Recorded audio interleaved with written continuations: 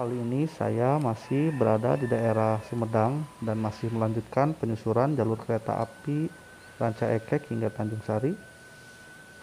Tetapi segmen yang saya susuri kali ini adalah segmen dari stasiun Tanjung Sari hingga ke halte Citali. Sebelumnya saya sudah melihat kondisi pondasi jembatan pertama di petak ini, dan sekarang saya akan melihat bagaimana kondisi jembatan kedua yang dikenal sebagai nama Jembatan Tunggul Hideng. Nama Tunggul Hideng sendiri ada beberapa versi menurut beberapa warga ya. Pertama, nama Tunggul Hideng sendiri berasal dari nama daerah di mana jembatan ini berada. Dan yang kedua, nama Tunggul Hideng berasal dari dua kata, yaitu kata tunggul dan kata hideng. Nah, untuk kata tunggul sendiri merupakan pangkal pohon yang sudah ditebang, sedangkan kata hideng berarti hitam. Jadi pondasi ini mirip tunggul dan warnanya cukup hitam ya, atau gelap. Warna hitam itu sendiri berasal dari warna jembatan yang bermaterialkan batu kali. Kalau saya lihat memang warna batunya lumayan gelap ya. Nah, kira-kira itulah kenapa jembatan ini dinamakan Jembatan Tunggul Hideng. Jembatan ini berada kira-kira 3 km dari eks stasiun Tanjung Sari dan sekitar 80 meter dari jalan raya Bandung Cirebon. Jadi memang jembatan ini bisa dilihat dari jalan raya walaupun sebagian besar terhalang oleh bangunan di pinggir jalan. Jembatan ini menjadi bukti bahwa percabangan rel kereta api dari stasiun Ranca Ekek akan disambungkan dengan rel kereta api percabangan dari Cirebon Kadipaten. Kalau saya lihat dari peta zaman Belanda yang dirilis sekitar tahun 1924, pada peta tersebut sangat jelas digambarkan cikal bakal jalur kereta api ini. Nah, dalam peta itu juga proyek jalur ini baru sampai halte Citali saja. Sedangkan untuk Citali sampai Kadipaten baru persiapan rutenya saja dan belum sampai tahap pembuatan jalur. Karena memang informasi tentang jalur ini sangat minim sekali, tapi untuk membuktikannya nanti saya akan mencoba untuk menelusurinya ya. Untuk segmen Tanjung Sari hingga Kadipaten sebenarnya ini proyek yang bisa dibilang mangkrak ya pemirsa. Karena pada saat itu wilayah Eropa sedang mengalami krisis ekonomi dan Hindia Belanda pun terkena dampaknya. Sebenarnya untuk pembangunan jalur Ranca Ekek Tanjung Sari, terutama segmen Jatinangor hingga Tanjung Sari merupakan proyek pengiritan anggaran. Ya, saya pernah menyimak surat kabar terbitan zaman kolonial dari salah satu video di channel YouTube. Pada surat kabar tersebut dijelaskan bahwa pembangunan jembatan-jembatan di jalur ini menggunakan material lokal yang banyak ditemukan di wilayah Parahyangan. Karena pada saat itu harga baja untuk membangun jembatan kereta api lumayan mahal ya. Jadi untuk mensiasati pengeluaran yang bisa dibilang membengkak, dibangunlah jembatan full beton seperti jembatan Cincin Cikuda dan jembatan Citerep. Sayangnya ketika pembangunan segmen berikutnya ada beberapa faktor yang menghalangi proyek tersebut. Di antaranya yaitu karena krisis ekonomi, susahnya medan yang harus ditembus seperti di daerah Cadas Pangeran, dan Jepang terlanjur masuk ke Indonesia menggantikan masa penjajahan Belanda. Untuk tujuan penyambungan jalur kereta api Ranca Ekek Tanjung Sari dan Cirebon Kadipaten tidak lain agar pengiriman hasil bumi bisa lebih dekat melalui pelabuhan Cirebon dibandingkan melalui pelabuhan di Jakarta yang jaraknya lumayan cukup jauh dari kota Bandung ini. Ya, selain itu jalur ini juga nantinya akan dimanfaatkan untuk keperluan militer pemerintah Belanda ya, karena mungkin pada waktu itu sudah mulai genting ya. Jadi mobilitas tentara dan lain-lain akan lebih cepat dibanding melewati jalan raya Cadas Pangeran yang kita tahu memang jalan tersebut ekstrim ya, jadi akan cukup memakan waktu. Mari kita coba lihat bagaimana kondisi pondasinya. Beginilah kira-kira kondisi pondasinya sekarang. Kalau saya lihat strukturnya masih benar-benar kokoh. Di sini ada lubang setengah lingkarannya. Memang di sini struktur untuk membangun pondasi ini menggunakan batu kali. Ini pondasi yang lumayan cukup besar ya pemirsa. Di sana itu ada lubang setengah lingkaran, ciri khas bangunan-bangunan yang dibuat Belanda di kala itu. Fungsinya sendiri untuk mengirit bahan bangunan dan juga sebagai pengaman sepertinya. Mari kita coba lihat ke dalam. Inilah pondasi jembatan Tunggul Hideng dari sisi stasiun Tanjung Sari. Di dalam sini cukup bersih, tidak ada rumput-rumput maupun tanaman liarnya ya.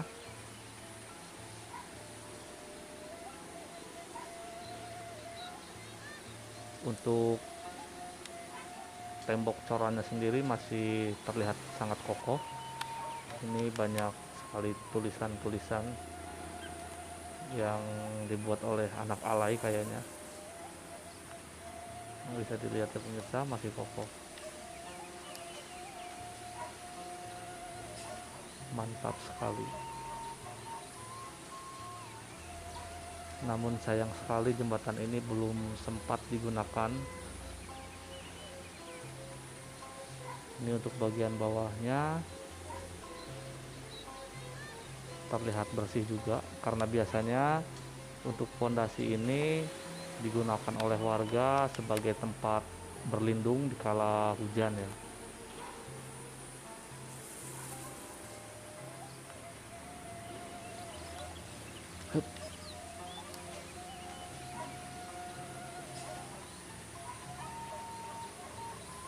Benar-benar bangunan yang dibuat dengan material pilihan dan juga dengan perhitungan yang mantap ya. Jadi bisa bertahan hingga sekarang walau tidak ada perawatan sama sekali.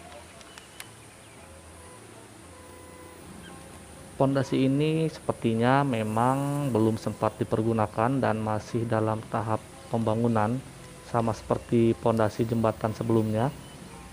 Di bagian ini antara pondasi dan tanah di sebelah sini belum tersambung. Itu membuktikan bahwa jembatan ini belum sempat dilalui kereta. Saya kira kalaupun sudah tersambung, masa iya sih ya warga membongkar tanah tersebut. Untuk membongkarnya juga saya yakin pasti akan sulit sekali karena material pembuatan tanggul tersebut terdiri dari material yang sangat keras dan biasanya sangat kokoh. Coba perhatikan pemirsa, dari bawah pondasi hingga ke atas pondasi jaraknya cukup lumayan tinggi. Saya yakin untuk membongkar tanggul tersebut akan lumayan sulit ya.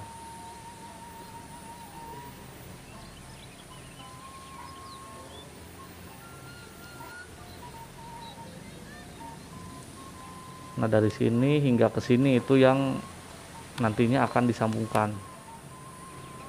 Ya masa iya sih ya warga hanya untuk mendapatkan tanah seuprit ini rela membongkar tanggul yang kuat dan lumayan tinggi. Sekarang kita lihat di bagian bentang jembatan. Menurut saya dari dulu hingga sekarang di bagian besi jembatan juga belum terpasang, sama seperti di jembatan yang sebelumnya. Di ujung sebelah sana juga saya tidak bisa melihat besi bantalan untuk jembatannya yang biasa dipasang tepat di atas sikuan beton itu. untuk menahan daripada berat besi jembatan ya pemirsa. Kalau saya lihat posisi pondasi yang sebelah sini dengan yang sebelah sini itu agak lumayan cukup panjang.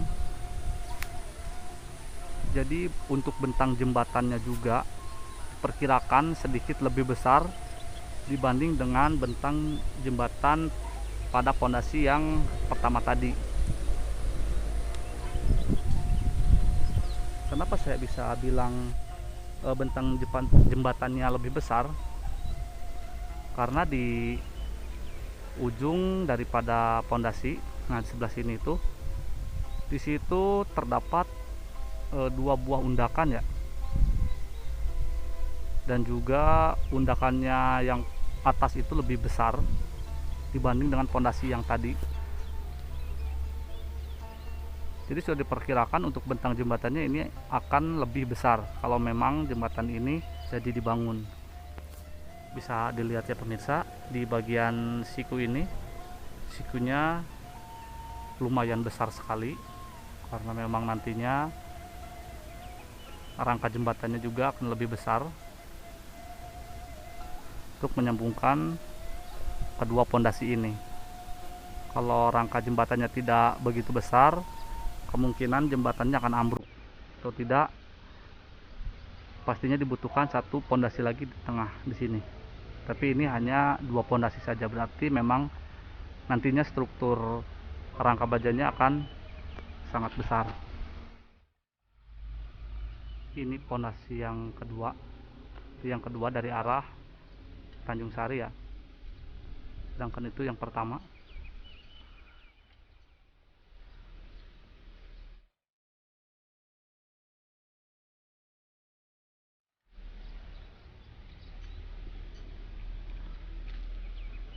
Untuk ukuran pondasinya saya pikir sama dengan yang pertama itu.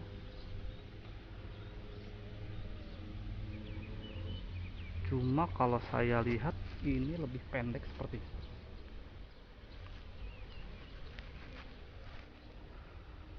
Lebih pendek dari yang pertama.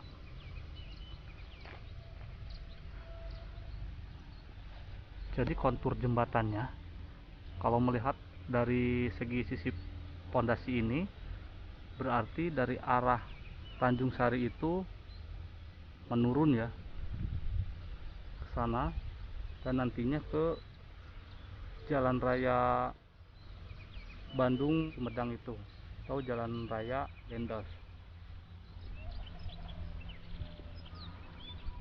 Ya benar, ini lebih pendek dibanding yang pertama.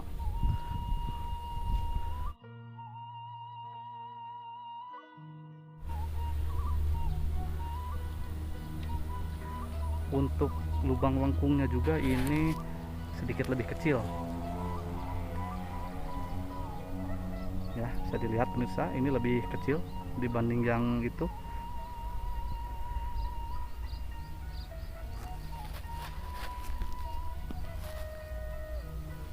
Sini juga ada patok Dinas Perhubungan Audit Jen KA ya, tahun 2016. Patok yang dipasang tahun 2016. Untuk pondasi yang ini juga sama, jadi antara pondasi dengan tanah di sebelah sini itu belum tersambung.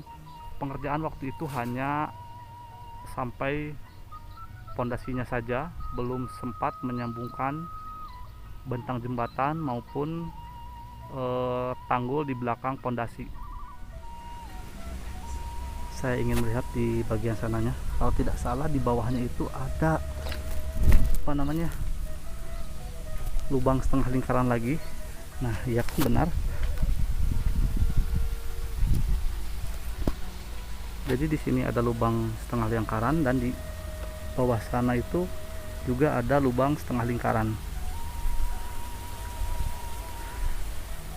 Nah, sepertinya kalau menurut saya sih ya, lubang-lubang ini itu sebagai pengirit bahan dan juga pengirit tenaga juga, dan juga ada apa namanya ya, fungsi lain, misalkan kalau ada air bah atau longsor dari arah datangnya air itu bisa langsung sini ya, masuk ke dalam lubang ini, jadi tidak tertahan oleh pondasi jembatan. Karena kalau misalkan air bah ataupun longsor tertahan oleh pondasi, bisa jadi pondasinya ikut terbawa dan ambruk. Sangat rimbun sekali oleh semak belukar di area sini. Jadi struktur pondasi ini ke bawahnya itu masih lumayan cukup dalam ya. Dari permukaan tanah yang ini itu ke bawahnya dalam sekali. Jadi sudah dipastikan pondasi ini sangat kuat.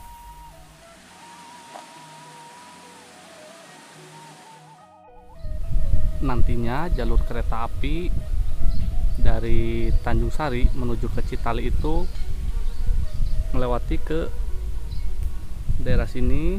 Nah, ini ada rumah, di area rumah ini terus ke arah sana. Kita coba lihat.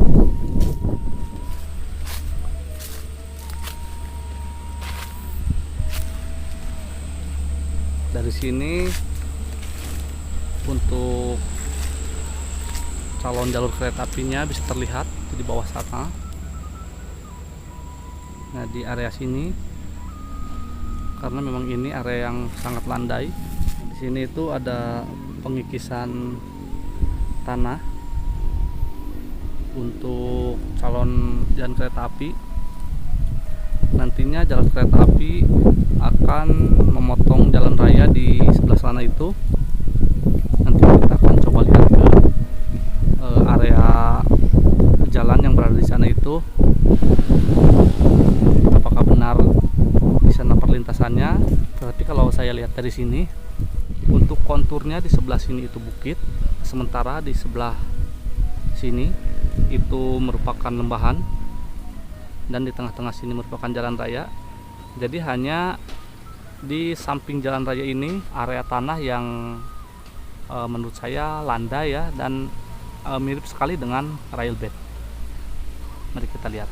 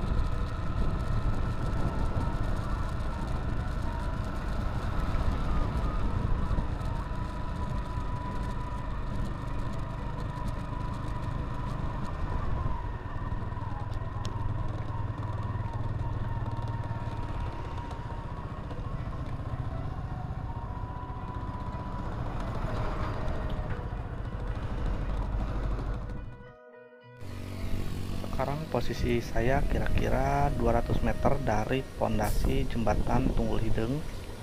Kalau saya tarik garis lurus dari jembatan, saya yakin di sini dulunya akan ada sebuah perlintasan jalur kereta api. Bahkan di area ini saya masih bisa melihat calon jalan kereta api dan sisa pemangkasan bukit di sebelah kiri jalan dari arah Bandung. Dilihat dari seberang jalan raya juga, di area ini memang sangat cocok sekali untuk perlintasan kereta api.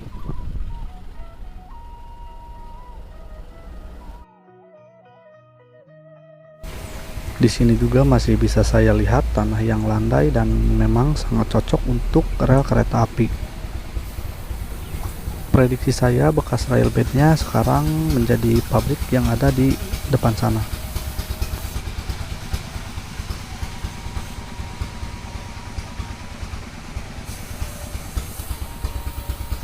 Sisa-sisa pengerukan bukitnya pun masih bisa saya lihat di area sini.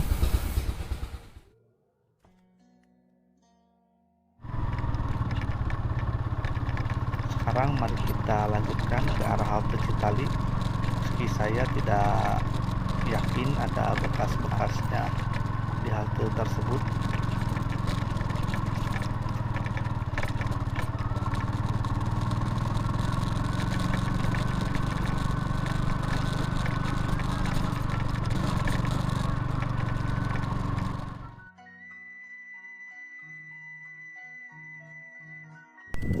Di depan saya itulah kontur tanah yang sejajar dengan jalur kereta api di perlintasan. Itu tanahnya datar, dan kalau saya lihat ke sebelah utara, ada ini pas mengarah ke cerukan yang ada di perbukitan di seberang lembah. Saya akan coba lihat ke dasar sungai, siapa tahu pondasi jembatannya sempat dibangun di lembah ini. Di sini anginnya cukup besar, mungkin akan berpengaruh ya kepada hasil rekaman audionya. Jadi mohon maaf kalau agak sedikit berisik.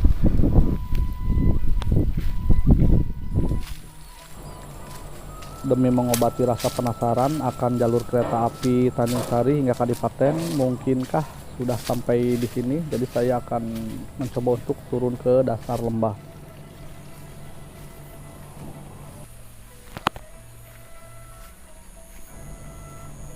Ternyata di bawah sini saya tidak bisa menemukan apapun terkait peninggalan jalur kereta api Tanjung Sari Kadipaten. Tetapi kalau saya lihat dari citra satelit ke arah utara sana, berarti ke arah Kota Sumedang. Di sana sepertinya ada bekas pengerukan bukit. Tetapi untuk kondisinya sudah lebat dan juga sekarang sudah sore, jadi saya putuskan untuk pulang saja. Dengan ini kelar sudah penelusuran jalur Ranca Ekek hingga Citali.